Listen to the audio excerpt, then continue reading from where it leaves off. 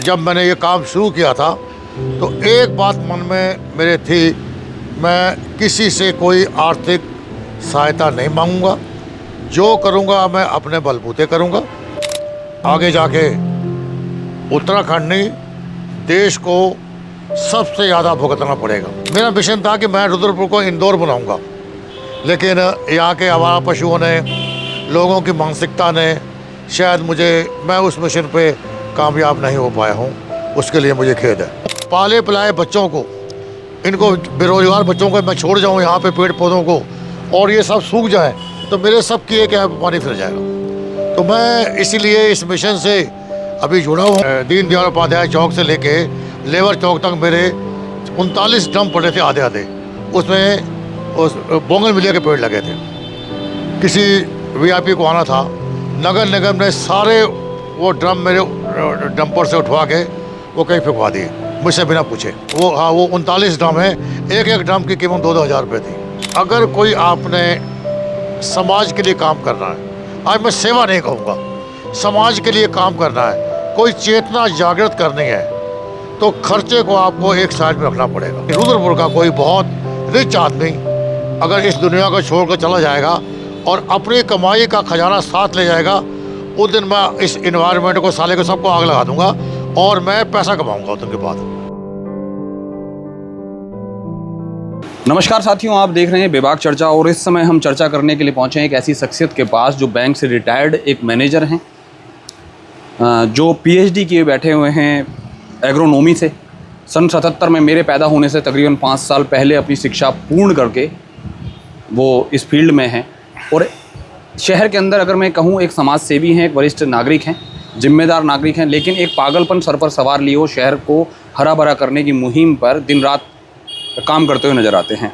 मैं बात कर रहा हूँ सरदार मनमोहन सिंह जी की, डॉक्टर मनमोहन सिंह जी की, और आज हम उन्हीं के निवास स्थान पर उनके साथ बात करने के लिए पहुँचे हैं और मैं जानना चाहूँगा, बहुत सारे सवाल जवाब हैं मेरे जो मैं सीधे सीधे उनसे रहेंगे। पहले तो अंकल जी सत श्री अकाल। सत श्री अकाल, धन्यवाद रावत जी। सबसे पहले तो मैं आपका धन्यवाद करूंगा कि आपने इस विभाग जो है चर्चा चैनल में एक बिल्कुल गुमनाम व्यक्ति को याद किया, और जो आज की एक अहम मजबूरी भी है और आवश्यकता भी है। तो मैं तो आपका तहे दिल से शुक्रगुजार हूँ कि आपके माध्यम से मेरी ये सोच समाज तक जाएगी और शायद ये आपका प्रयास जो है वो सार्थक सिद्ध होगा। पहले तो मैं एक बात और बता दूं कि आप मेरे पिताजी के क्लासमेट रहे हैं, फादर के क्लासमेट रहे हैं। हाँ जी, हाँ जी। तो अब मेरी जिम्मेदारी और बन जाती है इस मामले में। ये मुझे बहुत बाद में मालूम चला कि आपके पिताजी श्री गोपाल सिंह रावत जी मेरे आप उनके बेटे हो। वो तो उनको बताइए मेरे क्लासमेट थे, आप उनके बेटे हो, ये मुझे बहुत बाद में पता चला। अब ये जब मुझे एक बार मिले थे। अब ये जिम्मेदारी मेरे कंधों पर है। नहीं, आपके पास जिम्मेदारी लेकिन मैं केवल आपसे ग्रीन इन्वायरमेंट पे नहीं, मैं समाज के बहुत सारे मुद्दों पर भी आपसे आज बात करने के लिए यहाँ पर उपस्थित हूँ। लेकिन मैं फिर भी कहना चाहता हूँ कि जो काम आप कर रहे हैं एक निहायत ही मुश्किल काम है। पेड़ बोना बहुत बेहद ही आसान, सबसे आसान काम है, लेकिन उस पेड़ को उस पौधे को पेड़ बनाना ये बहुत एक मुश्किल काम है। मैं कहता हूँ एक बच्चा पालना शायद आसान काम है, ठीक है, क्योंकि वो अपनी ज़ुबान से कुछ ना कुछ बोलता है, रोता है, लेकिन पेड़ ये सब काम नहीं कर पाता। काफ़ी टिपिकल काम। आखिर बात कब ये कैसे समझ में आया कि इस जो इन्वायरमेंट के फील्ड में इस पे काम करना है? क्योंकि जो बैकग्राउंड रही है वो बैंक के मैनेजर से रही है और एक वेल एजुकेटेड फैमिली से आप रहे हैं, फिर ये धरातल पर उतर के इस तरीके का काम करने की कैसी चीज़ें समझ में आई? देखिए रावत जी, मेरे पास रिटायरमेंट के बाद पैसा कमाने के बहुत ज़्यादा विकल्प थे। एक तो मैं हाईली क्वालिफाइड था, एक साइंटिस्ट था और ज्ञान भी था, लेकिन मेरी पृष्ठभूमि जो है वो एग्रीकल्चर से है। एजुकेशन मेरी एग्रीकल्चर से है। तो जब मैं पंतनगर में मैंने एडमिशन लिया, तब से मैं देखता था देश के कई हिस्सों में तब भी पानी की कमी थी। मैं पढ़ता था तो ये सोचता था कि हमारे उत्तराखंड में जहाँ इतना सरप्लस पानी है, इसका नंबर कब आएगा। ग्रेजुअली धीरे धीरे धीरे धीरे धीरे अब हम इस स्टेज पे पहुंच गए हैं कि अब हमको गर्मी का धान लगाने के लिए जो उसके ऊपर भी पाबंदी लगानी पड़ गई। इसका मतलब है कि पानी की कमी अब हमको महसूस होने लगी। हमको पानी की कभी बहुत लेट महसूस हुई, बहुत लेट महसूस हुई, और जिसका खामियाजा आगे जाके उत्तराखंड नहीं, देश को सबसे ज़्यादा भुगतना पड़ेगा। मैं एक आपकी बात को रोक रहा हूँ। जैसे आपने कहा है कि पानी की कमी जो महसूस हुई है, ठीक है, महसूस करना एक अलग बात होती है, उसके लिए एक सजगता है। मेरे को लगता है आज भी समाज उस चीज़ के लिए बहुत ज़्यादा कुछ सोचता नहीं है। हाँ। लेकिन इस चीज़ से उनको ये लगता है कि पहले जो पानी 5 फुट पे था वो 10 फुट पे चले गया, या 10 फुट वाला 20 फुट पे चले गया, चलो कोई नहीं, बोरवेल हो रहे हैं, तमाम ज़माने की चीज़ें, लेकिन उस पानी को बनाए रखने के लिए, उस वाटर लेवल को बनाए रखने के लिए कोई काम करने को ना तो सरकार है और ना ही लोगों में कोई सजगता है। एक्चुअली क्या है, लोग इस बात से बिल्कुल अनभिज्ञ हैं कि ये पानी हमारा वाटर लेवल का सिस्टम क्या है, थ्योरी क्या है, वो नहीं जानते हैं कि हमारा जो है यहाँ का उत्तराखंड का आगे का पानी काफ़ी हद तक ये डिपेंड करता है हमारे पहाड़ों के ऊपर, ग्लेशियर के ऊपर। बिल्कुल। आज आपके ग्लेशियर जो हैं वो 10 से 12 फुट पर ईयर पिघल रहे हैं, और ये साइफन सिस्टम के तहत काम करता है और आपको पानी मिलता रहा। अब आपको याद होगा रावत जी, आज से 15-20 साल पहले हम लोग आर्टिजन देखते थे, बोरिंग किया, बिना मोटर के पानी निकलता है। अब वो पानी का लेवल कम हो गया क्योंकि ग्लेशियर पिघल गए, पानी नहीं है, और पिघल के नुकसान कर रहे हैं। ग्लेशियर पिघल के आपने देखा होगा 2013 में केदारनाथ की आपदा आई। मैं उस वक़्त काफ़ी आहत हुआ था। केदारनाथ की जब आपदा आई तो मुझे लगा था कि जो कुछ मैं सोच रहा था अब वो धरातल में आ चुका है। तो धीरे धीरे धीरे धीरे दुनिया के उसमें नक्शे में हमारी पानी की जो उपलब्धता है वो कम हो गई। आपको पता होगा हम दुनिया के 16% हमारी आबादी है, और हमारे पास उपलब्ध पानी जो है वो 4% है। हमारे पास पानी 4% उपलब्ध है, हो सकता है आज के डेट में और भी कम हो। तो ये हमारे लिए चिंता का विषय था। एक वैज्ञानिक होने के नाते मैंने अपना फ़र्ज़ समझा कि मैं अपने छोटे से प्रयास से शहर की कुछ मैं सेवा कर पाऊँ, समाज की सेवा कर पाऊँ, या मैं देश के लिए कोई एक नया अपना मापदंड खड़ा करूँ जिससे कि लोग कायम कर दूँ, नई मिसाइल कायम कर दूँ, नई मिसाइल काम करूँ। लेकिन एक छोटे से शहर में पेड़ लगाने से मेरा मिशन था कि मैं रुद्रपुर को इंदौर बनाऊँगा, लेकिन यहाँ के आवारा पशुओं ने, लोगों की मानसिकता ने शायद मैं उस मिशन पे कामयाब नहीं हो पाया हूँ। उसके लिए मुझे खेद है। नहीं, मैंने अभी एक चीज़ कही थी कि वो पागलपन लिए सर पे सवार एक व्यक्ति शहर में निकल जाता है। हाँ। ठीक है, लोग भी इस मामले में कई बार इस तो नाम से तो आपको तवज्जो देते होंगे कि भाई क्या पागलपन का काम कर रहे हैं, क्या बेवकूफ़ी भरे काम कर रहे हैं, क्या कर लोगे तुम अकेले। लेकिन मैं अभी आपके घर पे जो अपने सराउंडिंग में बात कर रहा हूँ, ये सब चीज़ देख के काफ़ी अच्छा लगता है। मतलब हरियाली देखने में मज़ा तो बहुत आता है, सुकून भी बहुत मिलता है, लेकिन हरियाली के लिए कौन किस तरीके से काम कर रहा है। लेकिन थोड़ी सी एक चीज़ मेरे को और भी लगती है कि शायद आप इस चीज़ से भी इत्तेफाक रखते हो कि इस समय, मौजूदा समय में, अगर हम रुद्रपुर शहर में गांधी पार्क को छोड़ दें तो मुझे नहीं लगता कि पूरे शहर में कहीं ऐसी कोई ज़मीन बची है जहाँ ज़मीन पर पौधा लगाया जा सके। इस चीज़ को लेके कभी नहीं लगता है मन में कि धीरे धीरे करके कंक्रीट के पहाड़ जो बनते जा रहे हैं, ये आने वाले समय में बहुत ज़्यादा दिक्कतें देने वाले हैं? देखिए, इसकी जो शुरुआत है ना, पर्यावरण को नुकसान पहुँचाने वाली जो शुरुआत है, ये तो पहाड़ों के जब कटान, जो अनियंत्रित कटान हुआ ना, उससे शुरू हो चुकी है आज से 30-40 साल पहले। सबसे पहले इन्होंने कुछ गलतियां की, जंगल लगाए, उसको लीज पे दिया, लोगों ने जंगल काटे, पेड़ बचे, जंगल कम लिया, पेड़ काट के ज़्यादा बेचे। उससे क्या हुआ कि यहाँ का जो धरातल में जब हम खुद चोरी कर रहे हैं तो हम चोरी करने के लिए मना किसको कर सकते हैं। तो मुझे उस वक़्त ये लगा कि जो जंगल का कटान है ये गलत हो रहा है, उससे हमारी हरियाली ख़त्म हो गई, जानवर ख़त्म हो गए। हमने जानवरों, लोग कहते हैं जानवर अब आपके शहर में घूम रहे हैं, वो नहीं घूम रहे हैं, हमने उनका आशियाना ख़त्म कर दिया है। हम उनके अंदर सरहद में चले गए, हम उसके एरिया में चले गए। तो आप ये बताओ कि हम ये कैसे कहेंगे कि वो यहाँ आ रहे हैं? वो तो आएंगे, मजबूर हैं बेचारे। वो इसलिए धीरे धीरे धीरे धीरे हमारी जो सोच है वो हाशिए पे जा रही है, पर्यावरण ख़त्म हो रहा है, सब ज़मीनों में कॉलोनियाँ कट रही हैं, लोगों के पास इस वक्त आर्थिक मुद्दा लोगों के लिए के ऊपर हावी है। पर्यावरण का मुद्दा इस वक्त जीरो है। मैं एक चीज़ आपको बताता हूँ। आपने भी कहा है कि जंगल का जो कटान चल रहा जी। है, और आज मौजूदा समय में हम 3 मई को बैठे हुए हैं, जी। ठीक है, और मौसम का जो हाल है, आलम है, ये जून वाला चल रहा है। हाँ। मतलब जून जुलाई वाला आलम चल रहा है। मतलब आप गर्मी देख सकते हैं कितना।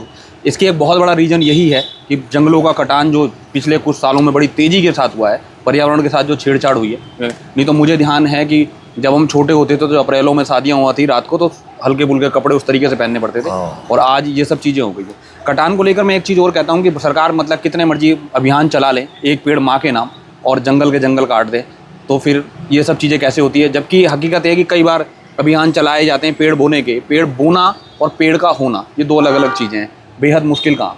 लेकिन फिर भी उस मुहिम पर आप सजगता के साथ काम कर रहे हैं। आज भी मैंने देखा है बहुत जगह जाके आपके जो उन पेड़ों के जो धड़े थे वो बनाए जा रहे हैं, जिस पे आपके कुछ लोग काम कर रहे हैं। तो इस सब जगह मुश्किलातें बहुत सारी आती होंगी। लेकिन मैं एक सीधा सवाल है, ये बड़ा टिपिकल सा जॉब है, बेहद मुश्किल जॉब है, पागलपन वाला जॉब है, इसमें खर्चे बहुत सारे हैं, ये सब चीज़ें कैसे हो पाती हैं?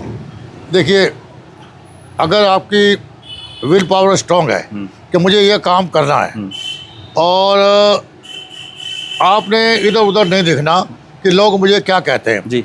मैं ये जानता हूँ कि अगला महीना हमारे लिए बहुत मुश्किल है। मैंने महसूस किया कि डिवाइडर लोग तोड़ गए गाड़ियों से, पानी लग नहीं रहा है, लगता है तो सूख रहा है। मेरी प्रायोरिटी ये है कि इसके गमले ईंटों के बनाए जाएं, इसमें मिट्टी डाली जाए और इसमें पानी लगवाया जाए। 3 आदमी काम कर रहे हैं, लगातार काम कर रहे हैं, लेकिन पानी पूरा नहीं हो रहा। अगर इसके हम गमले बना देंगे तो शायद हम 1 आध महीना अच्छे से निकाल लें। इसलिए इसको करने की कोशिश की जा रही है। तो हाँ, ये ज़रूर है कि जब मैंने ये काम शुरू किया था तो एक बात मन में मेरे थी, मैं किसी से कोई आर्थिक सहायता नहीं मांगूंगा। जो करूंगा मैं अपने बलबूते करूंगा, और मैं लगातार कर रहा हूं। मुझे कोई आदमी अगर कोई कहे मैं आपको ये आर्थिक सहायता देता हूं, तो मेरे पास हाथ जोड़ने के अलावा और कोई उसके बाद विकल्प नहीं है। मैं नहीं लेता हूं, ना मुझे चाहिए। और एक मैं बिल्कुल गुमनाम आदमी हूँ शहर का। मैं कहीं जाना पसंद नहीं करता, मैं कहीं सम्मानित होना पसंद नहीं करता, क्योंकि मैं एक सेवा कर रहा हूँ। ये मेरी मन की एक इच्छा है। लेकिन सेवादार, मैं आपकी एक बात काट रहा हूँ, हाँ। लेकिन जो सेवादार हैं, बहुत सारे ऐसे लोग हैं, हमने सेवादारों को देखा है जो सम्मानित होना बहुत ज़्यादा चाहते हैं। वो आज की तारीख में सबसे बड़ी बात यही है कि हम सेवा करते हैं। पहले तो हम ये ढूंढते हैं कि हमने उस सेवा के लिए आर्थिक फंड कहाँ से कलेक्ट करने हैं। हम पहले फंड कलेक्ट करते हैं, फिर वो सेवा करते हैं। तो कहीं ना कहीं उसमें फिर सम्मानित भी होते हैं। फिर वो सम्मानित भी होते हैं। सुबह से लेकर शाम तक वो सम्मानित होते हैं। कल परसों एक किन्नर मेरे पास आए, आप हैरान हो जाओगे। जानते भी, हर आदमी जानता है कि समाज में काम करता है। तो कहता है कि सर वो अंकल, हम तो बेरोजगार हो गए, अब हमारा काम तो समाज सेवी किए जा रहे हैं। तो मैं कहा यार, मुझसे ये बात क्यों पूछते हो, जाके समाज सेवी से पूछे ना। कहता किन्नर कह रहे हैं कि हमको लोगों ने बेरोजगार कर दिया। तो हमारी सोच का लेवल यहाँ तक गिर गया कि अब हमने वो काम भी कर दिया जो हमारे किन्नर करते थे। किस दिशा में जा रहा है समाज? समाज की दिशाविहीन हो गया। समाज की दिशा अब नहीं है। आप वो कहता है कि तुम हमको सम्मानित करो, हम तुमको करेंगे। एक ट्रेंड चल पड़ा है। हाँ। कि तुम हमको सम्मानित करो, हम तुमको करेंगे। इसके अलावा और कुछ नहीं है। आप ये कहोगे कि हम समाज में कोई काम करेंगे, तो जिसकी महत्वाकांक्षा नहीं है, जिसकी समाज में इस तरह की महत्वाकांक्षा नहीं है, उसकी समाज सेवा साथ जाएगी।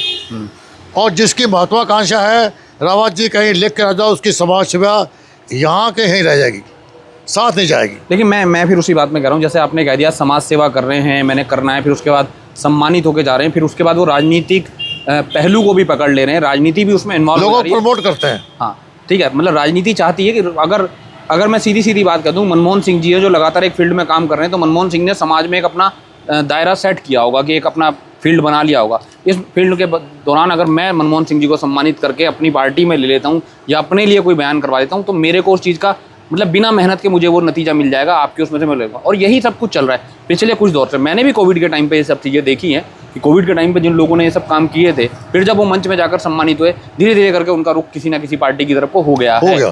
ठीक है, तो फिर राजनीति हर जगह इन्वॉल्व हो जा रही है, तो ऐसे में फिर ये सब चीज़ें आपको भी तो ये सब चीज़ें ऑफर होती होंगी? नहीं, मुझे थोड़ी बहुत नहीं, मुझे बहुत ऑफर हुई। मुझे चुनाव में भी आया, एक बार आया कि आपको, मैं कहा ये आप मुझे पार्षद के चुनाव के लिए मुझे किसी ने ऑफर किया। मैं पार्षद के लिए, मेरे के लिए क्यों नहीं? मेरे के लिए मैं कैसे अनफिट हूँ? मुझे मेरे बनाओ ना। अगर मुझे निर्विरोध बनाओ तो बनता हूँ मैं। तो मुझे पार्षद के आपने, मुझे अंडर स्टेट, मेरी जितनी एजुकेशन तो किसी की नहीं है। मैं कहता हूँ कुछ नहीं है, डंके की चोट पे कहता हूँ नहीं है। तो मैंने राजनीति नहीं करनी।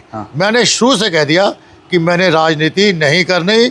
मैं जो तिल फुल छोटी मोटी सेवा होगी मेरे जीवन में वही करूँगा। मैंने कोई लाभ नहीं लेना, मैं किसी के पास जाऊँगा नहीं। तो वो बात तो फिर आई गई सी हो गई, ख़त्म हो गई। नहीं, मैं एक चीज़ और भी कह रहा हूँ, आप बार बार एक शब्द दोहरा दे रहे हैं कि मैं एक छोटा सा आदमी हूँ, मैं गुमनाम सा आदमी हूँ, फिर आपको चुनाव भी ऑफर हो जा रहे हैं। कैसा गुमनाम आदमी? देखो, हर आदमी ये सोचता है कि आकर ये आदमी शहर में काम तो कर रहा है, एजुकेशन भी है, 4 आदमियों के पास जाएगा। लेकिन राजनीति के लिए एजुकेशन की जरूरत तो नहीं पड़ती। मुझे तो लगता है पिछले कुछ सालों से तो राजनीति के लिए एजुकेशन की जरूरत नहीं है। मैं एक बात बताता हूँ कि इन्वायरमेंट में मुझे जुड़े हुए 12-13 साल हो गए। कई लोग आते हैं सीधे खड़े हो जाते हैं आके। तो शहर में एक अवेयरनेस तो है कि ये आदमी कुछ काम कर रहा है। मैं ये रावत जी आपको बिल्कुल दावे से कहता हूँ, जिस आदमी के पास मैं एक बार जाके हाथ जोड़ कर खड़ा हो जाऊँगा कि मुझे वोट देना, तो मुझे निस्संदेह वोट मिलेगा।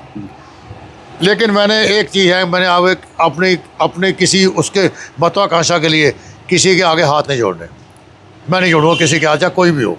तो इसलिए मैं शायद सक्सेस ना भी हो पाऊँ, मैं बुरी तरह हार भी जाऊँ, क्योंकि मैंने हाथ नहीं जोड़ने। काम तो मैं कर सकता हूँ, काम तो मैं करने की हिम्मत रखता हूँ, वो करता भी हूँ। नहीं, मैं देख रहा हूँ कि मेरे ख्याल में 77 ईयर लमसम एज हो चुकी है। हाँ, इस एज में भी अगर आप काम कर रहे हैं तो फिर हाँ, तो ये ऐसा है, मन में चाह है, अभी भी चाह है। अच्छा, कई बार ये होता है कि बच्चे भी कहते हैं कि पापा आप विदेश आ जाओ, आप वहाँ आके रहो। लेकिन अब ये पाले पलाए बच्चों को, इनको बेरोजगार बच्चों को मैं छोड़ जाऊँ यहाँ पे पेड़ पौधों को, और ये सब सूख जाए, तो मेरे सब किए क्या पानी फिर जाएगा। तो मैं इसीलिए इस मिशन से अभी जुड़ा हूँ, लोगों को है। और हाँ, मुझे कोई लोग यहाँ बुलाते हैं, कहीं जाता हूँ तो इन्वायरमेंट पे मैं भाई जो कोई सोच होती है उसको मैं पर्कुलेट करता हूँ, लोगों को बताता हूँ कि भाई इन्वायरमेंट के ये फ़ायदे हैं, आप कर सकते हो। आप जहाँ बैठे हो, यहाँ पे इतनी ऑक्सीजन है कि एक बड़ी फैमिली के लिए पूरी ऑक्सीजन है। मैं एक बार उज्जवल से अपने साथी से कहूँगा, एक बार कैमरे से सराउंडिंग जरा दिखा दें घर की छतों तक। देखिएगा, 5वीं मंजिल पे संतरा लगा हुआ है। 5वीं मंजिल पे संतरा लगा हुआ है, इसमें जो है नींबू लगा हुआ है, उधर चीकू लगा हुआ है। तो आप बताओ कि इतनी ऊंची जगह पे अगर फल फ्रूट लगे हैं, तो इन्वायरमेंट तो कहीं मेंटेन हो रहा है ना। नहीं, मैं एक बार साथियों से फिर से कहूँगा कि जहाँ हम बैठे हैं, हम 2nd फ्लोर में बैठे हैं, उसका 3rd और 4th फ्लोर है, 5वीं मंजिल तक जो ऊपर है, और सब जगह ऊपर पेड़ लगे हुए हैं, गमलों में किसी तरीके से ड्रमों में सजाए गए हैं, और बहुत बड़ी संख्या में यहाँ पेड़ हैं। कितने गमले होंगे अंकल जी लमसम? ये देखिए, मेरे घर में तो 400-500 के करीब होंगे। 400-500 गमले हैं, और हर गमले में फूल सुसज्जित है, भली भांति फल फूल रहा है। रोज सुबह पानी पड़ता है। कोई ऐसा गमला नहीं है, कोई ऐसा फूल नहीं है जिसको लग रहा हो देख कर कि उसकी देखरेख नहीं की जा रही है। और फल भी लग रहे हैं। यहाँ मेरे पीठ पीछे हैं यहाँ टमाटर, मिर्चियाँ और तमाम जमाने के पेड़, नींबू के पेड़, और नींबू लग रहा है। हाँ बिल्कुल, बहुत सारी चीज़ें। अच्छा लगता है ग्रीन एनवायरनमेंट। मैंने फिर वही कहा है, किस तरह की सपोर्ट चाहते हैं आप समाज से? किस तरह की समाज को ये कि समाज हमारे साथ खड़ा हो। जैसे आप कई दुकान के सामने 4 डिवाइडर हैं, 4 पेड़ लगे हैं, आप अपने 4 पेड़ों पर पानी लगा दो। या कोई गाड़ी उसको टक्कर मार के जा रही है, उसको रोको, यार ये देखो तुमने तोड़ दिया, आदमी फिर बनाएगा। समाज को कोई मतलब नहीं है इस बात से कि वो क्या नुकसान हो रहा है, क्या नहीं आ रहा है। उनके दुकानों के सामने ही आवारा पशु जो हैं वो हमारे पेड़ तोड़ते होते हैं, पत्ते तोड़ते होते हैं, ड्रम गिराते होते हैं वो, और हमें वो फ़ोन करते हैं कि आपका एक ड्रम गिरा पड़ा है। वो आपका वर्ड यूज़ करते हैं कि आपका एक ड्रम गिरा पड़ा है। तो मैं उनसे ज़्यादा उम्मीद करना तो आज के समय में मूर्खता ही है। तो बाकी ठीक है, जितना मेरा जीवन होगा, जितना मैं कर सकूँगा, मैं डंके की चोट पे करूँगा। कभी थकान महसूस नहीं होती इन सब कामों को लेकर? हैं? कभी थकान महसूस नहीं होती इन सब कामों को लेकर? ना मुझे, या फिर जूझ, मतलब इससे तंग नहीं आ चुके होते कि मैं क्यों कर रहा हूँ, समाज मेरे साथ नहीं खड़ा, इस तरह की बातें नहीं आती मन में वहाँ? मुझे जो काम सुबह करना होता है ना, हाँ। मैं रात भर सोता ही नहीं हूँ। हाँ। जैसे आज मैंने राजमिस्त्री लगाने थे, हाँ। डिवाइडर बनाने थे, मैं 8 बजे उसके लिए ईंटें रेता वेता रखाया था और 8:15 बजे मेरा काम शुरू हो गया था। मेरे मन में जुनून है कि मुझे ये काम करना है और वो मैं कर दूंगा, मैं थकता नहीं हूँ। बच्चे या फैमिली में मैम लोग नहीं कहते हैं कि क्या कर रहे हो, क्यों कर रहे हो, सब कुछ वेल सेटल्ड है, बच्चे विदेशों में सेट हैं, अच्छी पोस्टों पर हैं, बिटियाएं अच्छे घरों में ब्याई गई हैं, अब नाती पोते वाली ज़िंदगी हो गई, आराम से गुजारो, ये सब चीज़ों में क्यों लगे पड़े हो? इस समाज के लिए जहाँ लगातार आप खुद बता रहे हो कि तकलीफ़ होती है इन सब चीज़ों को लेकर, समाज आपके साथ खड़ा नहीं होता है, तो कई बार इस मामले में बात नहीं होती है? बड़े घोड़े खोल के देख लिया उन्होंने भी, बड़ा कुछ किया उन्होंने। हाँ। बहुत मुझे परेशान भी किया। हाँ। नाराज़ भी हुए। लेकिन रावत जी, अब वो बच्चे हमारे हाईली एजुकेटेड हैं, अब वो सरेंडर कर गए। वो ये समझ रहे हैं कि शायद हमारे पिताजी की जो अच्छी ज़िंदगी है उसका एक राज इन्वायरमेंट है। या यूँ कहें कि आपके पागलपन के आगे वो भी हार गए? वो नहीं, अब उस पहले पागलपन मानते थे। हाँ। अब वो मेरी डिवोशन मानते हैं कि हमारे पिताजी करते हैं। देखो, वो ना तो उनको कोई फाइनेंशियल रिक्वायरमेंट मुझसे है जी, ना मुझे कोई फाइनेंशियल रिक्वायरमेंट उनसे है। मैं उनसे कभी नहीं पूछता, वो मुझसे कभी नहीं पूछते कि आपके पास क्या है, और वो मुझसे पूछते। बड़ा एक गलत सा सवाल पूछ रहा हूँ आपकी बात हाँ काट के। हाँ ये अच्छा खासा खर्चा हो जाता होगा इन सब चीज़ों में, हाँ। फिर ये सब चीज़ें कैसे हैं? आप अगर कोई आपने समाज के लिए काम करना है, आज मैं सेवा नहीं कहूँगा, समाज के लिए काम करना है, कोई चेतना जागृत करनी है, तो खर्चे को आपको एक साइड में रखना पड़ेगा। लेकिन कब तक मैं कहता हूँ ना, एक एटलीस्ट होता है, आपने कितना भी हृष्ट-पुष्ट आदमी हो, कितना भी फिजिकली फिट आदमी हो, जब वो लगातार काम करेगा तो एक स्टेज पे जाके वो थक जरूर जाता है। कब तक? आप बता रहे हैं कि आपको 10-12 साल इस काम को करते हुए हो गए हैं, तो कभी लगता है ऐसा कि एक पंजाब से बहुत हो गया? कोई पंजाब से चैनल आया था जी, हरविंदर चावला जी, वो लेके आए थे जी, वो कहते हम स्पेशली देखने आए हैं आपको कि ये कौन सा आदमी है जो ये काम कर रहा है। उन्होंने मेरे ख्याल से 5-6 साल पहले इंटरव्यू लिया था। क्या डॉक्टर साहब, ये काम आप कितने दिन करोगे? तो मैं कहा, मैंने 2 तारीख डिसाइड कर रखी है छोड़ने की। पहली तो मेरा श्वास जवाब दे दे कि अब मुझसे चलाना नहीं जाएगा, मैं कर नहीं पाऊँगा, मैं छोड़ दूँगा, उस दिन मैं छोड़ दूँगा। और एक डेट मैंने और फिक्स कर रखी है, वो शायद कभी नहीं आएगी, कि रुद्रपुर का कोई आदमी, दूर का नहीं, रुद्रपुर का कोई बहुत रिच आदमी अगर इस दुनिया को छोड़ कर चला जाएगा और अपनी कमाई का खजाना साथ ले जाएगा, उस दिन मैं इस इन्वायरमेंट को, साले को, सबको आग लगा दूंगा और मैं पैसा कमाऊंगा उस दिन के बाद। ये मैंने डेट तय कर रखी है कि जिस दिन मुझे पता लगा कि फलाना सेठ इस दुनिया छोड़ गया और वो अपनी कमाई साथ लेके चला गया ऊपर, तो फिर मुझे ये इन्वायरमेंट छोड़ना ही बेटर है, फिर मैं पैसा कमाऊंगा।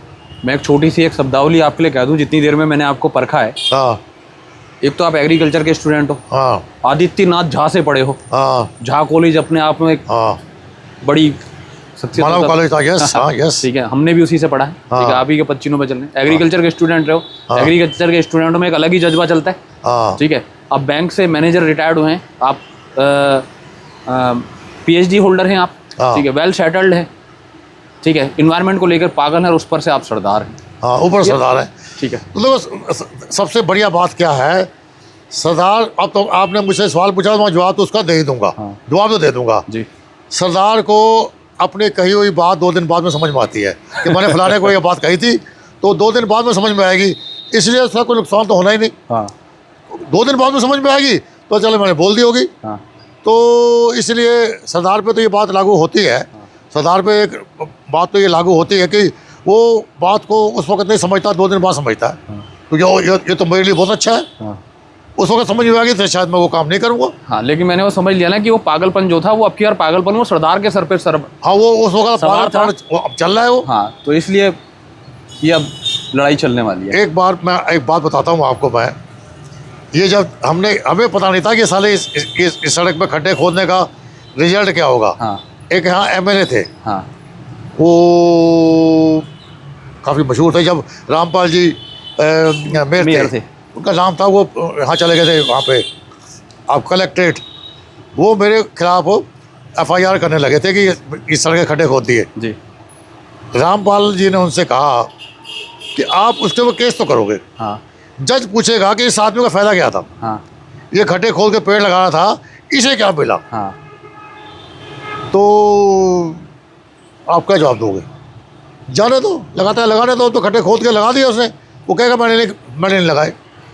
तो ये भी था, मुझे उसका कानूनी पहलू पता ही नहीं था कि इसमें हम खड्डे नहीं खोद सकते। मैं लेकिन एक राजनीति, आपने ये थोड़ा सा पॉलिटिकली बात हो गई, कई बार राजनीति में सही काम इसलिए भी नहीं होने दिए जाते क्योंकि उसका जो क्रेडिट होता है वो कोई किसी और आदमी के खाते में जा रहा होता है कि राजनीति या राजनेता उस चीज़ का लाभ नहीं उठा पा रहे होते, इसलिए कई बार समाज में सही काम नहीं होने दिए जाते। बहुत बड़ा एक मैं काम आपको इसी मामले से जुड़वा दूँ, और आप भी मेरे ख्याल में खासा उस मामले के लिए चर्चाओं में रहे और बहुत आपने भी मेहनत की है और उसका रिजल्ट भी देखना है। भगत सिंह चौक, जितनी राजनीति भगत सिंह चौक में शहर के बीचों बीच में हुई है, ठीक है, उतनी राजनीति मैंने किसी उसमें नहीं देखी। बहुत सारे ऐसे भगत सिंह चौक को लेकर टॉपिक हैं कि जिन पर बात करी जानी चाहिए थी।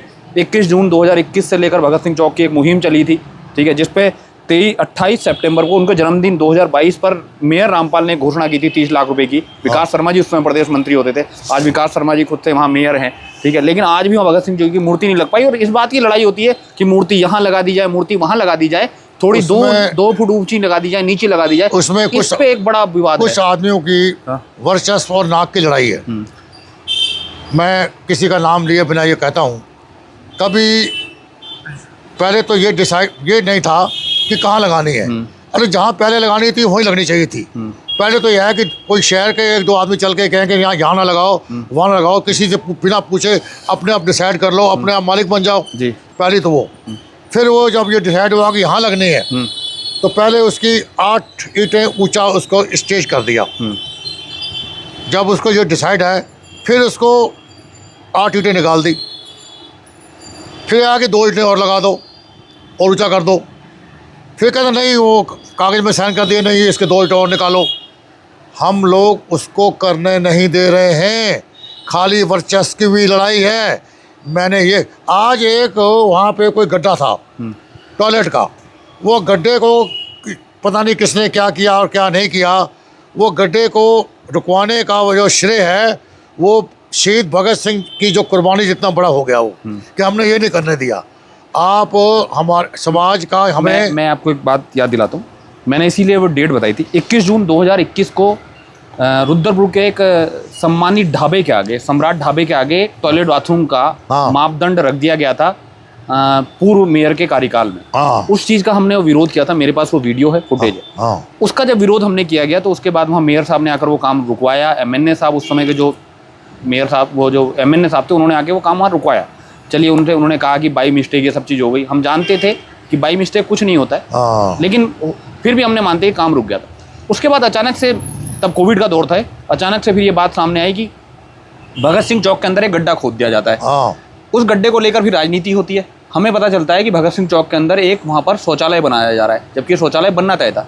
इस चीज़ की हमने लड़ाई लड़ी कि एटलीस्ट आप भगत सिंह जैसे व्यक्ति पर, इतनी बड़ी राजनीति होती है, भाजपा सरकार हमेशा कांग्रेस पर ये लगाती है, आरोप लगाती है कि इन्होंने उसे शहीद का दर्जा नहीं दिया। एटलीस्ट वो कांग्रेस के टाइम का ही बना हुआ था, लेकिन भाजपा के राज पर वहाँ एक गड्ढा खुदता है। उस गड्ढे को पाटने के लिए फिर हम सब लोग मैदान पे उतरते हैं। मेरे जैसे बहुत सारे लोग हैं, हमने कभी उस चीज़ की क्रेडिट लेने की जरूरत नहीं। आपने कभी नहीं ली? मुझे आज आप बता रहे हो, मैं आज बता, मुझे आज तक पता नहीं है। हाँ, मैं बात बता रहा हूँ। मैं उस चीज़ का था, हमने वहाँ साफ सफाई करी, टेंट लगाया, फिर काफ़ी वाद विवाद हुए, उसके बाद नाराजगियाँ रही बहुत सारी, फिर गड्ढा वो बंद करवाया गया। उसके बाद फिर वो तभी से ये मुहिम उठी कि भगत सिंह जी के लिए आपने कुछ किया तो है नहीं यार, आप वहाँ उस चीज़ पर वहाँ एक टॉयलेट का गटर बनाना चाहते हो। फिर वहाँ से वो वाद विवाद उत्पन्न हुआ, फिर ये मुहिम चलाई गई, ठीक है, फिर ये मुहिम चलाई गई क्योंकि उस समय किसान आंदोलन भी चल रहा था, ठीक है। तेजेंद्र सिंह विर्क से के साथ वो घटना हो जाती है। उसके बाद वो जब सिख समुदाय वहाँ आकर उस पर जुटता है, तब वहाँ से वो मुहिम चलती है कि भगत सिंह का इसका जीर्णोद्धार होना चाहिए, इसको नए सिरे से बनना चाहिए। और 2 साल से अधिक समय लग जाता है मूर्ति लगने में और इन सब चीज़ों में। मैं आपको बताता हूँ ये कैसा समाज है। मैं बताता हूँ 2021 या 20 को मैं क्या करता था, देखो मैं बहुत ज़्यादा तो नहीं कर पाता हूँ। भगत सिंह का शहीदी दिवस और भगत सिंह जी का जन्मदिन, उससे 1 दिन पहले मैं जाता था, अपनी गाड़ी थी मेरे उससे उससे मैं जाके पहले उसकी स्टैचू को परफ्यूम से धुलाई करता था, और अगले दिन जब उनका जन्मदिन या शहीदी दिन होता था उसको माल्यार्पण करता था। तो 2020 या 21 की बात होगी, मैं गया, मैंने माल्यार्पण करने के लिए जब मैंने सीढ़ी लगाई तो स्टैचू के पीछे एक आदमी जो है वो पेशाब कर रहा था। वो रखा हुआ था वहाँ पर, कोई फ्लैक्स उतार के और उसके पीछे वो बाथरूम करते थे। बाथरूम ये बात करता हमने था। कई बार देखा है। मैं तो मेरे पास कहीं फोटो वोटो भी होगी। ये हाँ। विशाल मिश्रा जी MLA थे जी। मैंने मुझे इतना आया कि मैं क्रांतिकारी परिवार से हूँ, मैं अपने सिर पे अपना ही जूता मारूं कि मैं किस देश में जी रहा हूँ। जी जी exactly। रावत जी मुझसे नहीं रहा गया, मैं बिना किसी लास्ट और देखा मैं भीड़ भाड़ में चलता ही नहीं। मैं विशाल मिश्रा जी को मैंने एक चिट्ठी टाइप की, विशाल मिश्रा जी के पास गया कि मिश्रा जी आज मैं ये देख के आया हूँ, आप एक काम करो, मेरे पास उसकी फ़ोटो है, आई कैन शो यू, कि आप ये पार्क मुझे दे दो, मैं जितना भी लगेगा 1 1.5 लाख में कुछ इसका साफ़ सुथरा करके कुछ ठीक कर दूँगा। तो कुछ ये जो तथाकथित यहाँ जो समाज सेवित हैं रुद्रपुर के, जो करना कुछ नहीं है, वो मेरे पास आ गए। मैं उनको तथाकथित नहीं कहूँगा, उन्होंने जीवन में समाज के लिए कुछ नहीं किया, धर्म के लिए भी कुछ नहीं किया और शिक्षा के लिए भी कुछ नहीं किया। ऐसे लोग हैं हमारे शहर में। उन्होंने आया कि नहीं वो MLA से बात हो गई है, उससे बात हो गई है, वो बनेगी स्टैचू, फिर उन्होंने उसको अपनी तरफ ले लिया, लग जाएगा। फिर ये शुरू हो गए, हम भी शुरू हुए। MLA से मेरी विधायक जी से बात भी कई बार हुई, लेकिन मैंने एक बार कह दिया कि हालांकि 1 2 लाख में खर्च होगा, मैं ही खर्च कर दूंगा, मैं ही लगा दूंगा। लेकिन हम लोग हिम्मत रखते हैं काम करने की। मैं आपको एक बात बताता हूँ। हाँ, 28 सितंबर 2022 को जिस दिन भगत सिंह जी का जन्मदिन मनाया जाता है, हाँ, रामपाल जी ने 30 लाख रुपए की घोषणा की थी, जिसका वीडियो फुटेज मेरे पास है। हाँ, जिसमें विकास शर्मा जब प्रदेश मंत्री होते थे आपके रेलवे के, हाँ, उन्होंने भी ये घोषणा की थी 30 लाख रुपए थे। मैं ये समझ नहीं पाया हूँ कि वो 30 लाख रुपए क्यों नकार दिए गए। क्या आपको इसकी सूचना है? हाँ, मुझे सोचना है। वो 30 लाख रुपए क्यों नहीं है? मैं रामपाल जी एक बहुत ही कर्मठ आदमी थे, उन्होंने काम भी करने की कोशिश की। और दुर्भाग्य रहा कि कोविड और बाजार का टूटना, मुझे बाढ़ पता आना, है, सारी चीजें उनके कार्यकाल में। मुझे याद है, मैं आपको उनका एक इंस्टेंस बताता हूँ, आपका वीडियो देखेंगे वो। कोविड में मैंने इनको फ़ोन किया, जो है शक्ति बिहार में कौन है, MP सिंह, क्या नाम उनका, सॉरी सिंह साहब हैं वहाँ पे, इनके दोस्त भी हैं। हाँ। मैंने उनको फ़ोन किया, मैं कहा मैं कोई सेवा करना चाहता हूँ, आप कोविड में मेरी गाड़ी ले लो, ये गलियों में घुस जाएगी। मैंने ये भी इससे कहा कि मैं बहुत तो नहीं कुछ कर पाऊँगा, मेरे पे गाड़ी है, छोटी गाड़ी है, बड़ी गाड़ियाँ आपकी गलियों में नहीं घुसती हैं, आप इस गाड़ी को ले जाओ, लेकिन इसकी क्लच प्लेट ख़राब है, इसको कैसे करोगे। और लॉकडाउन लग गया है। मैं तय दिल से शुक्रगुजार हूँ, रामपाल सिंह के जो मेयर थे, उन्होंने खुद मिस्त्री पकड़ के उस गाड़ी की क्लच प्लेट डलवाई और वो गाड़ी लेके गए। और उस गाड़ी ने पूरे कोरोना काल में रुद्रपुर की बेशुमार तरीके से सेवा की, जो सब पूरा शहर जानता है।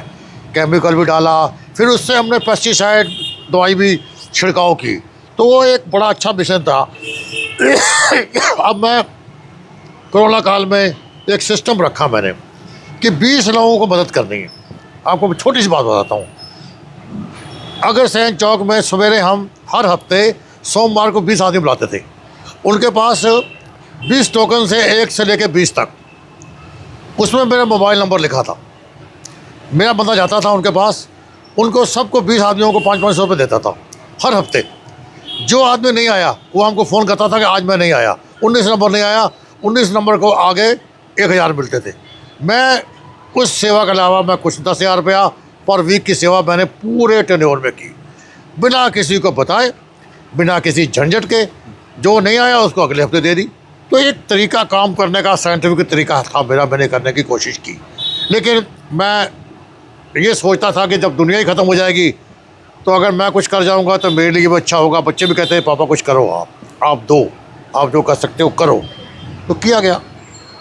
चलिए, एक बुरा दौर था वो, बहुत बुरा दौर था। हाँ, कभी कल्पना भी नहीं करी थी हमने इस तरीके का कोई बीमारी आएगी, पूरी दुनिया थम जाएगी। लोग सड़कों पर, लोगों ने, आप जैसे लोग तो दूसरों के लिए निकले, लोग अपनों को साथ छोड़ गए। हमने घरों में ऐसे भी घर देखे हैं जहाँ बाप बेटे अलग हो गए, हाँ, बच्चे माँ को नहीं पूछ रहे हैं, अंतिम संस्कार के लिए नहीं आ रहे हैं, चिता को आगे नहीं दी जा रही है। बहुत सारी दिक्कतें बाज़ार में हमने देखने को मिली थी। कभी हम मतलब सपने में भी इस चीज़ को दोबारा परिकल्पना नहीं करते हैं कि इस तरीके का कुछ हो।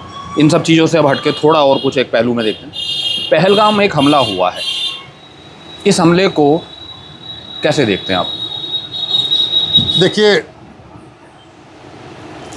इस वक्त पूरी दुनिया जो है वो आतंकवाद की चपेट में है, चाहे अफ़गानिस्तान हो, चाहे वो पाकिस्तान हो।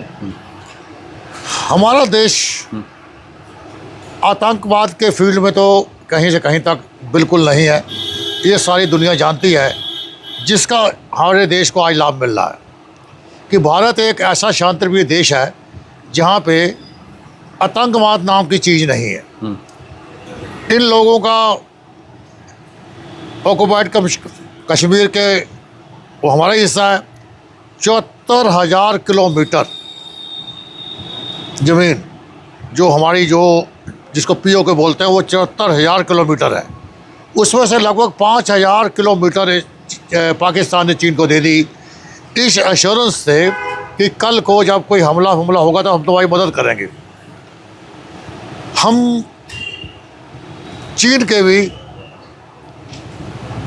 व्यापारी हैं, सामान हमारे यहाँ आता है, बड़े बड़े व्यापारी हैं, बड़े व्यापारी हैं, बड़े कंज्यूमर, और हम अमेरिका का भी हैं। हाँ।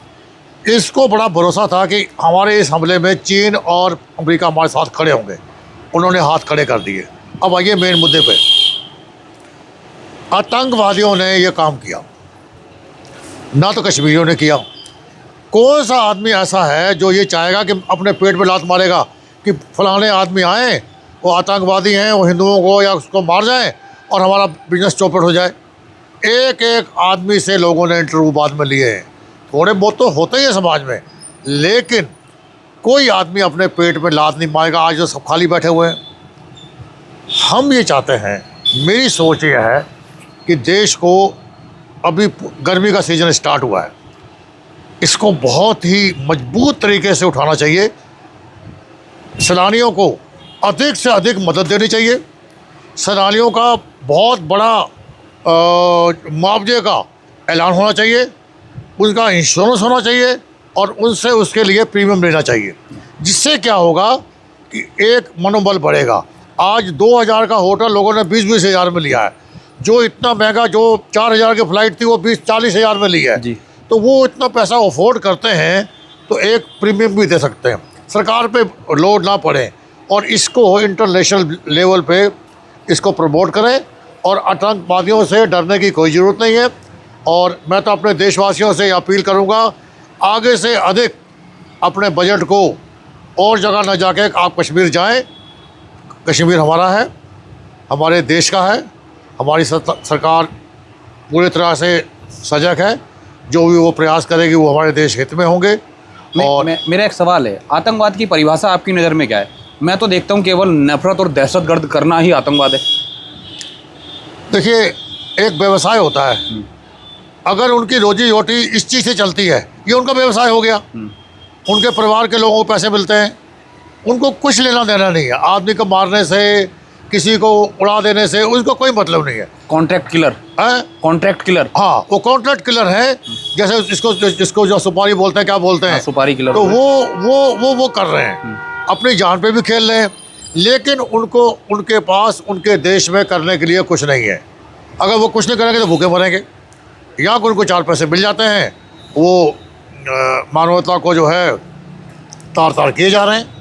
लेकिन सुरक्षा एजेंसियों पे भी तो सवाल उठते हैं कि पिछली बार भी जब पुलवामा हमला हुआ है, हमारे सैनिक मारे गए, सुरक्षा एजेंसियां पर भी सवाल उठते हैं कि आखिर सुरक्षा एजेंसियां क्या कर रही थी। हाँ, ये चीज़ें पहले भी आई और चीज़ें भी अब भी आई और आगे भी आती रहेंगी। आती रहेगी। तो मैं एक बुद्धिजीवी होने के नाते इस मुद्दे पे कुछ भी कहना उचित नहीं समझता। लेकिन फिर भी ये सवाल तो उठते रहेंगे कि सुरक्षा एजेंसी रहेंगे। देखिए, वहाँ पे आपने जिम्मेदारी बनती है सरकार की। 400 किलो RDX कहना मिला था, वो आया कैसे? हाँ। वो कैसे आ गया? हाँ। अब ये आगे उन्हें पूछते रहे, वहाँ पे एक आदमी भी नहीं था। तो ये उंगली तो उठेगी और ये कहीं ना कहीं सुरक्षा की चूक तो है ही है। एक अंतिम सवाल हो रहा है मेरे से जी। मैंने एक दिन और आपको देखा था, अभी रुद्रपुर शहर में एक बड़ा दर्दनाक घटना हुआ है कि 2 बाप बेटे की मारकर हत्या हुई। आपको नहीं लगता है कि शहर पहले जैसा नहीं रह गया? अब लगातार क्राइम बढ़ता जा रहा है। आंखों के आगे से आपका एक लंबा जीवन यापन करा, आपकी 77 साल की एज हुई है। पहले में और आज के दौर में कि पुलिस का वो खौफ नहीं रह गया लोगों में, क्रिमिनलों में। ठीक है, पुलिस कितनी भी अपनी सजगता जता ले, लेकिन जो क्राइम है वो डे बाई डे बढ़ता जा रहा है। बीच बाज़ार में इस तरह की घटना हो जाना। पहले इंसानियत का खून था वो लाल हुआ करता था। अब वो इंसानियत का खून पतला नहीं हुआ, वो सफ़ेद हो गया।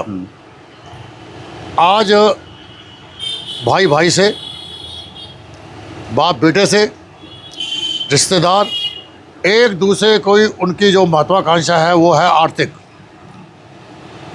और उसके चलते सामाजिक सभी मापदंड जो है वो पीछे रह गए। पुलिस का खौफ भी है, अगर पुलिस का खौफ नहीं होता तो पकड़े गए हैं वो लोग, जो मारे गए हैं वो चले गए, जिन्होंने मारा वो पकड़े गए, तो खौफ ही हुआ। लेकिन अब पुलिस हर आदमी की मानसिकता को कैसे आंक सकती है? पुलिस क्या कर सकती है? पुलिस का खौफ ही हुआ। अगर खौफ नहीं है, अभी आप कहेंगे खौफ नहीं है, हाँ उन्होंने मार दिया, खौफ नहीं है, लेकिन उसका परिणाम भी तो उसको मालूम होना चाहिए कि उसका परिणाम क्या होंगे बाद में। हाँ, ये जो हुआ शहर में, इस तरह की घटना बहुत पहले एक बार हुई थी बाज़ार के अंदर, वो भी बाप बेटे की हुई थी जी। इधर एक और हुई है मेरे ससुराल की, यहाँ जो ज़मीन है भमरोला में, मलसी में, जी। मलसी में हमारे उसमें 2 सरदार लड़के मार दिए थे, जी। बिना वजह से मार दिए थे। ये भी जैसे इनको मारा गया है, ये कहीं से कहीं तक मेरे ख्याल से उचित तो नहीं है, उचित नहीं है। मैं बैंक से रिटायर हूँ, हाँ। बैंक से रिटायर हूँ, मैं सारे नियम कानून जानता हूँ कि एनपीए प्रॉपर्टी का सरफेसी एक्ट में निस्तारण कैसे किया जाता है, वो बैंक ने किया। जिन्होंने लिया वो कोर्ट से भी जीत गए। अब जो मर्जी कहे, मैं कहता हूँ ना, कोर्ट से जीत गए। लंबा एक टाइम चला, एक लंबे टाइम तक ये केस चलता रहा, अच्छा खासा टाइम इसमें स्पेंड हुआ है। उसमें वो लंबे टाइम के बाद एक डिसीजन आता है और डिसीजन उनके फेवर में आता है। लेकिन 24 घंटे भी वो खुशी नहीं रह पाती। 24 घंटे के बाद फिर ये घटना हो जाती है, और अब आजीवन उस परिवार के साथ उस चीज़ का दुख बना रहेगा। इससे बेहतर तो ये होता है कि केस ही कोर्ट में चलता रहता, फिर ऐसे ही चलता, वो ऐसे ही चलता रहेगा। मैं आपको बताऊँ एक बात कि इन लोगों को ये गलतफहमी थी जिन्होंने मारा है कि हमारे खिलाफ ऑक्शन में कोई खड़ा नहीं होगा जी। यही कारण था कि हम शहर के हैं, हमारे खिलाफ कोई खड़ा नहीं होगा। इन्होंने उसका फ़ायदा उठाया, उसको ले लिया। या कहीं ये तो नहीं नागवार गुजरा कि हमारे ही दुकान पर रहने वाले एक आम किराएदार ने हमारी ही ज़मीन को नीलामी में ख़रीद लिया? देखिए, आप उस बैंक के डिफ़ॉल्टर हो गए, हाँ। आप उसका लोन दे, तो नागवार तो आपको ये भी गुजरना चाहिए था। आप पैसा लेके हमको पैसे नहीं दे पाए, ये उससे बड़ी बात थी। बिल्कुल एग्जैक्ट, आप बड़ी बात थी। आप अच्छी खासी नामी गिरामी हस्ती किसी ज़माने की, नामी गिरामी हस्ती थी। हाँ। लेकिन बच्चों ने जो भी ये किया है बहुत ज़्यादा अच्छा नहीं है, बच्चों के लिए भी अच्छा नहीं है, परिवार के लिए भी अच्छा नहीं है, इनके लिए भी अच्छा नहीं है। इससे बचा जा सकता था, मेरा अपना ख्याल है। चलिए, ये तो सारी बातें हो गई, बहुत लंबी चौड़ी बातें, बहुत सारी चीज़ें और भी रहेंगी, फिर दोबारा भी कभी बैठा जाएगा। लेकिन अंतिम सवाल ये कहते हैं कि कब तक अभी ये सब काम करना है जो इन्वायरमेंट के लिए आप सब कर रहे हैं, और अभी कुछ ऐसा है जो आप सोचते हो जो आप नहीं कर पाए हो वैसा कुछ करने के लिए? देखिए, जैसा चल रहा है ऐसा तो चलाने की कोशिश हम करेंगे। जैसे पहाड़ में मिट्टी के गोलियां भेजनी, गांव में जो नीम के पेड़ देने, ये लगाने वाला काम जो है ये चलता रहेगा जब तक स्वास्थ्य ठीक है। हाँ, खुदा ना खास्ता कभी कोई स्वास्थ्य में ऐसी रुकावट आ जाती है, फिर मैं मजबूर हो जाऊंगा, फिर मैं इसको बंद करने की सोच भी सकता हूँ। लेकिन अभी तक तो ऐसा कुछ नहीं है, अभी मैं ठीक हूँ। कोई ऐसी चीज़ है जो आप करना चाहते हो और अभी तक ना कर पाए हो इस काम को लेकर केवल? क्योंकि ज़िंदगी में तो बहुत कुछ हासिल मैं ये चाहता था कि इसको मिशन को नगर निगम लेता और मुझे एक टैंकर देता। मैं ये जो हाईवे में जो जहाँ पे ये पेड़ लगे हैं, इधर लगे हैं, जहाँ जहाँ और जगह लगा के मैं उसमें कुछ टाइम देता तो शायद वो बेटर होता। खाद पानी की देखता कि किस में खाद लगनी है, किस में पानी लगना है, पानी वही लगाते रहते तो वो ठीक रहता। लेकिन उन्होंने ये समझ लिया कि ये काम मनमोहन सिंह का है, उसी को करना। नगर निगम ने हमारा साथ नहीं दिया, बिल्कुल नहीं। आपको बताऊं, मुझे बहुत दुख हुआ, मैं बिल्कुल आऊँगा। ये अगर से बस अड्डे से जो चौक बना हुआ था, दीनदयाल उपाध्याय चौक से लेके लेबर चौक तक मेरे 39 ड्रम पड़े थे आधे, उसमें उस बोगनविलिया के पेड़ लगे थे। किसी वीआईपी को आना था, नगर निगम ने सारे वो ड्रम मेरे डंपर से उठवा के वो कहीं फेंकवा दिए मुझसे बिना पूछे। मदद की नहीं और हाँ? नुकसान और कर दिया। वो हाँ, वो 39 ड्रम है, एक एक ड्रम की कीमत 2-2 हज़ार रुपये थी। उसमें बोगनविलिया के पेड़ लगे हुए थे फर्स्ट क्लास। तो अगर वो उस वीआईपी को पेड़ पौधे पसंद नहीं है तो साला ये काम ही बंद कर देना चाहिए हमको। क्या पता जंगल इसीलिए काटे जा रहे हो। हाँ, इसी काटे जा रहे हैं। ये हुआ 39 ड्रम उठ गए वहाँ से। चलिए, तो साथियों ये थे हमारे साथ डॉक्टर मनमोहन सिंह जी, जो रुद्रभूमि में ग्रीन इन्वायरमेंट के ब्रांड एम्बेसडर हैं। फ़िलहाल वो मौजूदा समय में स्थानीय नेताओं से खासे नाराज़ हैं, क्योंकि उनको ये मानना है कि उनकी ओर से मनमोहन सिंह जी और उनकी टीम को कोई मदद नहीं मिल रही है। मदद मिलना तो एक दूर है, कई बार होता है कि राजनीति के तौर पर उनका आर्थिक नुकसान भी हो जाता है। जैसे उन्होंने अभी बताया है कि किसी नेता के आने के बाद उनके 39 जो गमले हैं वो फ्लावर पॉट हैं जो यहाँ से उठा दिए गए, जिनकी कीमत तकरीबन 2000 रुपये थी, क्योंकि सिर्फ गमला ही नहीं, उस पर एक गमले की कीमत 2000 रुपये, रख रखाव और तमाम ज़माने की चीज़ें, उसमें पेड़ वेड़ ये सब चीज़ें थी। बहुत कुछ चीज़ें हैं जो ऑफ कैमरा भी हमने उनसे बातें की हैं, समाज के तमाम मुद्दों पर भी बातें की, चाहे वो भगत सिंह चौक हो, पहलगाम हो या और अन्य मुद्दे हों। तो लेकिन फिर मैं वही बात कहना चाहता हूँ कि ये पेड़ बोना और पेड़ का बड़ा होना ये एक बहुत टिपिकल काम है। लगता बहुत आसान है घर में एक पेड़ बो देना, पेड़ बो देने से उसकी जिम्मेदारी नहीं हो जाती, उसका डेली का रख रखाव है, सिंचाई है और तमाम बीमारियां उसके साथ हैं, वो सब चीज़ें भी उनको देखनी पड़ती है। और जबकि आज मौजूदा समय में पेड़ के लिए सबसे बड़ी जो बीमारी है वो आवारा पशु बने हुए हैं। आवारा पशु ही नहीं, कुछ ऐसे लोग भी हैं जो इस चीज़ को नुकसान पहुँचाते हैं। कई बार मैंने ऐसा भी देखा है बाज़ार में, जब कोई इस तरीके का त्यौहार आता है, पर्व आता है जिसमें पेड़ बोए जाते हैं, तो लोग गमले में बोए हुए पेड़ को उखाड़कर उसमें पेड़ बो देते हैं।